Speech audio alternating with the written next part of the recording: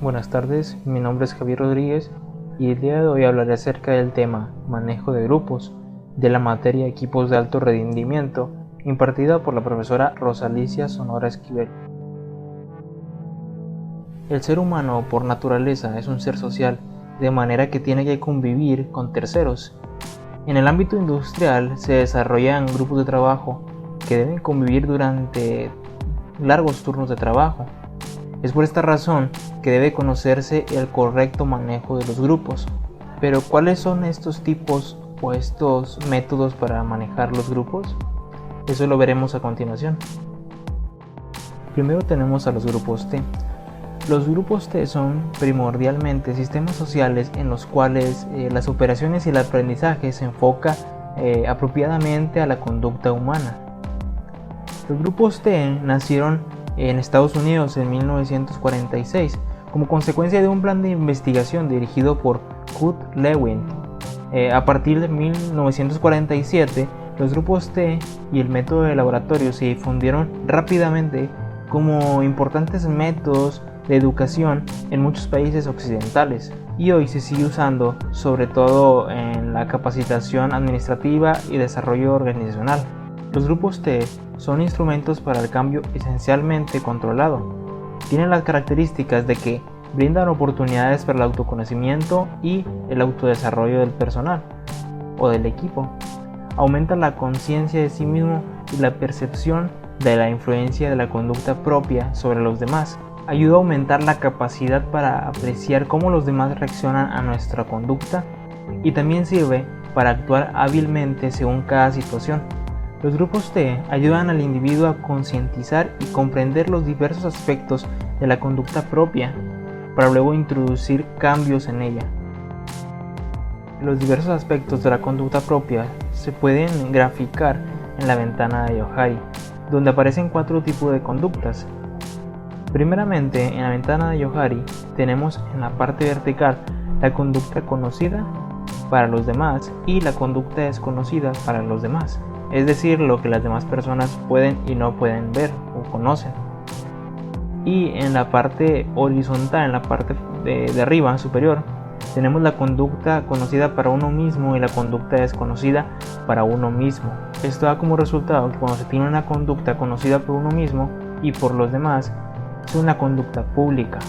Cuando se tiene una conducta desconocida por uno mismo, pero que ejerce influencia sobre los demás, es una conducta ciega. Cuando se tiene una conducta o hechos y emociones de la que las personas tienen conciencia, pero que decido no compartir con los demás, es una conducta oculta. Se considera una conducta desconocida cuando no es conocida ni por uno mismo ni por los demás. Otra característica de los grupos T es que cada miembro puede usar a los demás como espejo de la conducta propia para modificarla, esto mediante un proceso de retroalimentación. Los grupos T tienen aspectos positivos como negativos. Uno positivo sería que se aumenta el autoconocimiento y posibilita el desarrollo personal.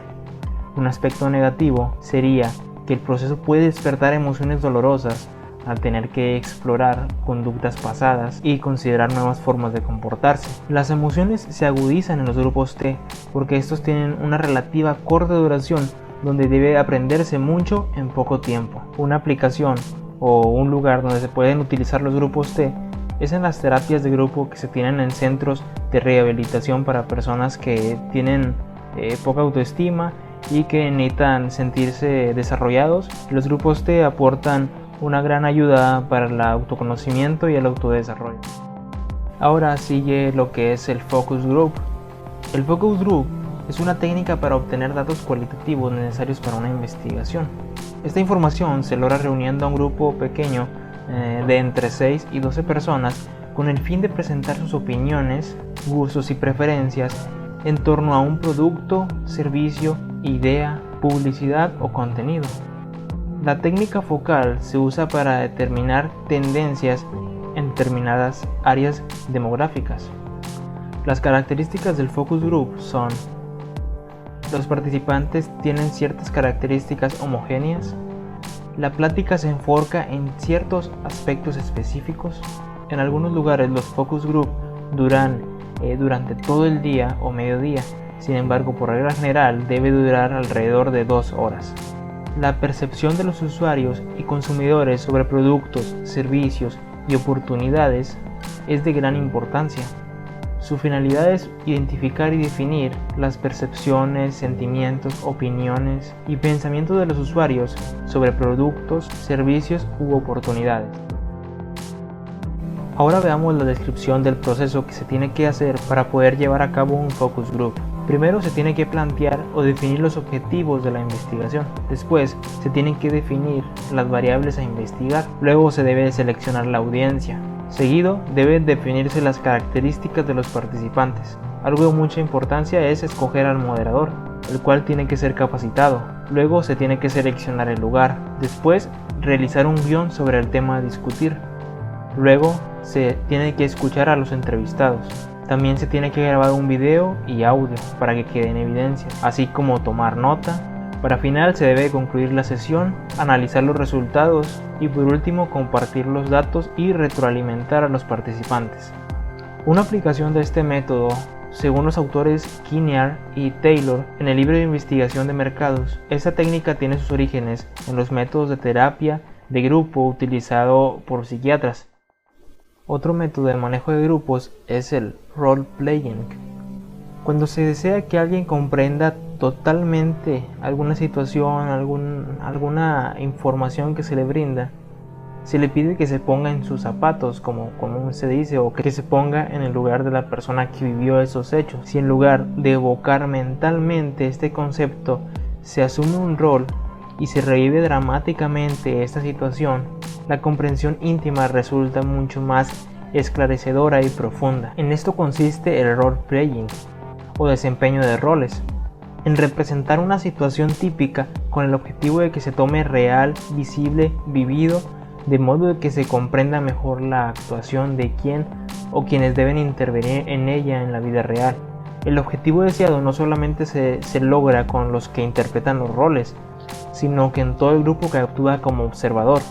Los actores transmiten al grupo la sensación de estar viviendo el hecho como si fuera en la vida real. Este tipo de actuaciones despierta en el grupo el interés, motiva la participación espontánea en los espectadores y por su propia informalidad mantiene la expectativa del grupo centrada en el problema. La representación escénica provoca una vivencia común en todos los presentes y después de ella posible discutir el problema con cierto conocimiento directo por parte de todo el grupo. La representación es libre y espontánea, sin uso de libretos ni ensayos. Los actores representan los roles descritos previamente, como si la situación fuera verdadera. Esto requiere cierta habilidad y madurez de parte del grupo. ¿Y cómo se realiza el role-playing o juego de roles? Bueno, se tienen 3 etapas para poder realizarlo. La primera es la etapa de preparación, en donde el problema o situación pueden ser previstos durante la reunión. El segundo paso es que los miembros aportan todos los datos posibles para describir y enriquecer la escena por representar, imaginando la situación, el momento y la conducta de los personajes. Después el grupo decidirá si desea una estructura bien definida a la actuación o si se va a hacer de manera improvisada. También es muy importante definir los objetivos de la representación, el momento que ha de representarse, la situación concreta que interesa ver para aclarar o comprender el problema, y de acuerdo con ellos se elegirán los personajes y los roles que jugará cada uno. Por obvias razones, entre los miembros se elegirán los actores que se harán cargo de los papeles. Luego, de acuerdo a las necesidades o al tipo de problema que se ha de plantear, se seleccionará o se creará el escenario. Luego, la segunda etapa para realizar el role-playing sería la representación escénica, donde se tienen 4 pasos. El primero dice que los intérpretes dan comienzo y desarrollan la escena con naturalidad. El segundo, los actores se acoplarán al tipo de escena, ya sea estructurada o liberal. El tercero es que el desarrollo de la acción no debe ser interferido y el grupo mantendrá una atmósfera de interés. Y el último, el cuarto, el director corta la acción cuando considera que se ha logrado suficiente material ilustrativo. La tercera etapa del role-playing es los comentarios y las discusiones, que constan de 3 pasos que son la continuación de la segunda etapa. Se cuenta como el paso 5, se procede el comentario y discusión de la representación. El paso 6, los intérpretes dan su opinión de la actuación y el personaje, luego los integrantes del grupo. Y el séptimo es de que se dará un tiempo mayor de media hora para esta etapa de discusión, ya que es la más importante. Un ejemplo para citar podría ser: un cliente desconfiado se acerca a tu equipo con mucha suspicacia. Si no encuentra un dato específico en tu canal de comunicaciones, es posible que solo quiera confirmar sus sospechas cuando contacte a tu equipo de atención al cliente. Entonces, al realizar el juego de rol o el role-playing, tú puedes tomar el puesto de cliente y hacer todas las preguntas que puedan ocurrírsele para comprobar que el integrante de tu equipo tiene la capacidad o el conocimiento para resolver todas. Y si hay alguna que no puede responder o resolver, que sepa a dónde dirigir al cliente para que pueda obtener la respuesta que él busca. Otra herramienta de manejo de grupos es el sociodrama. El sociodrama puede definirse como la representación dramatizada de un problema concerniente a los miembros del grupo, con el fin de obtener una vivencia más exacta de la situación y encontrar una solución adecuada. Esta técnica se usa para presentar situaciones problemáticas, ideas contrapuestas, actuaciones contradictorias, para luego suscitar la discusión y profundización del tema. Es de gran utilidad como estímulo para dar comienzo a la discusión de un problema, caso en el cual es preferible preparar el sociodrama con antelación y con la ayuda de un grupo previamente seleccionado. También el sociodrama se refiere a la profundización de temas previamente tratados, con el fin de concretar en situaciones reales las ideas, motivaciones y los principales temas de discusión. Al utilizar esta técnica, el grupo debe tener presente que el sociodrama no es una comedia para hacer reír, ni una obra teatral perfecta. Asimismo, no debe presentarse la solución al problema expuesto. Las representaciones deben ser breves y evitar derivaciones en diálogos que desvían la atención del público. ¿Y cómo se realiza un sociodrama? Bueno, se tienen 3 pasos.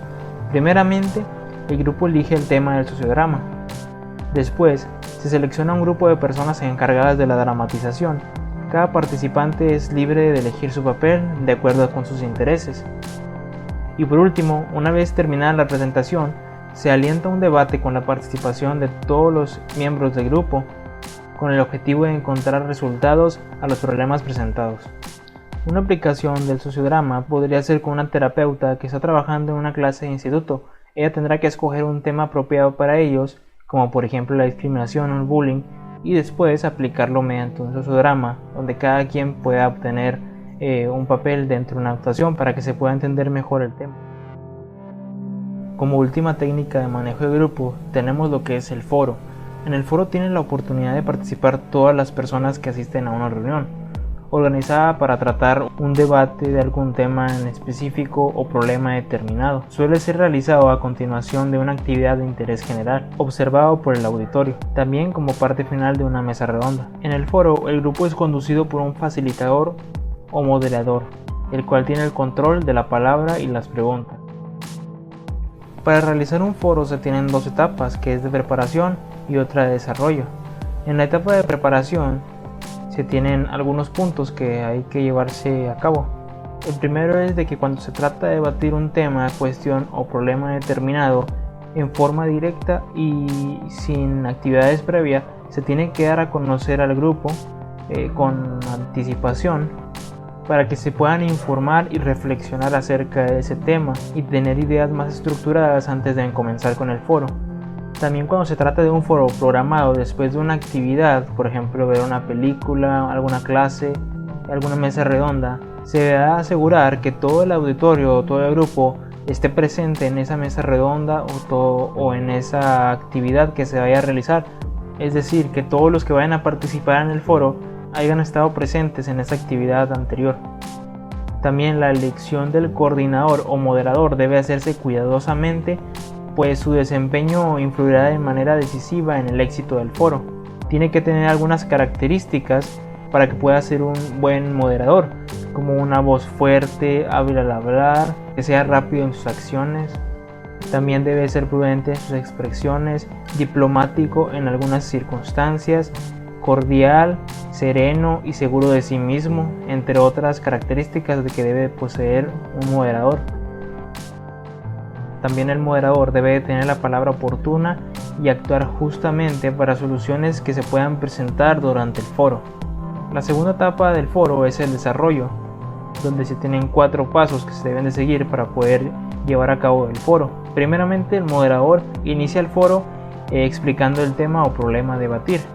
Luego, en caso de que no haya quien inicie la participación, el moderador puede dar una respuesta anticipada, es decir, él mismo dar una respuesta hipotética y alternativas que puedan provocar algún rechazo o una adhesión de parte de los integrantes del foro, con lo cual se comience la interacción entre los integrantes. Luego el moderador distribuirá el uso de la palabra entre los integrantes del foro, para después, vencido el tiempo previsto o agotado el tema, el moderador hace una síntesis o resumen de las opiniones expuestas durante el foro.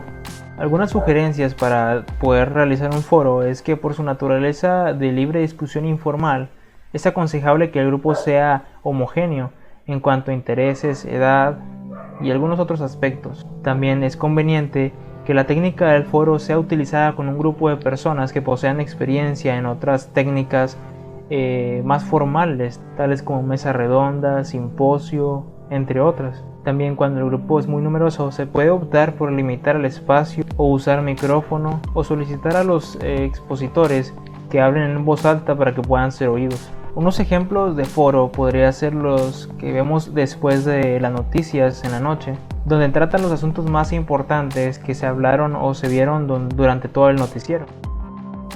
Bueno, y eso serían algunas de las técnicas de manejo de grupo que podríamos utilizar en nuestro día a día para poder solucionar problemas dentro de nuestro grupo de trabajo, escuela, incluso con nuestros amigos, y poder expresar las situaciones de una manera más eficiente.